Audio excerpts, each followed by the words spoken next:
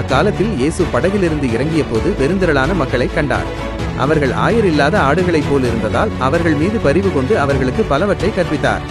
நேரம் மிகவும் கடந்துவிட்ட போது அவருடைய சீடர்கள் அவரிடம் வந்து, இடம் பாழ்நிலமாய் இருக்கிறது, நேரமும் ஆகிவிட்டது, உண்பதற்கு ஏதேனும் வாங்கிக் கொள்ள சுற்றியுள்ள ஊர்களுக்கும் கிராமங்களுக்கும் இவர்களை அனுப்பிவிடும் என்றார்கள். அவர் அவர்களிடம் மறுமொழியாக, நீங்களே அவர்களுக்கு உணவு கொடுங்கள் என்றார். அவர்கள் அவரிடம், நாங்கள் போய் 200 தெனாரியத்திற்கு அப்பம் வாங்கி இவர்களுக்கு உணவு கொடுக்கச் சொல்கிறீரா என்று கேட்டார்கள். அவர் அவர்களிடம், உங்களிடம் எத்தனை அப்பங்கள் உள்ளன, போய் பாருங்கள் என்றார்.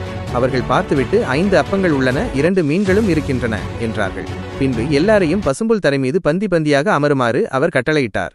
அவர்கள் 100 100ஆகவும் 50 50ஆகவும் வரிசை வரிசையாக அமர்ந்தார்கள். பின்பு அவர் அந்த 5 அப்பங்களையும் 2 மீன்களையும் எடுத்து வானத்தை அண்ணாந்து பார்த்து கடவுளை போற்றி அப்பங்களை பிட்டு அவர்களுக்கு பரிமாறுவதற்காக தம் சீடர்களிடம் கொடுத்தார். அவ்வாறே அந்த 2 மீன்களையும் அவர் எல்லாருக்கும் பகிர்ந்தளித்தார். அனைவரும் வயிறார உண்டனர். எஞ்சிய அப்பத்துண்டுகளையும் மீன்களையும் 12 கூடைகள் நிறைய எடுத்தனர். அப்பங்களை உண்ட ஆண்கள் 5000 பேர்.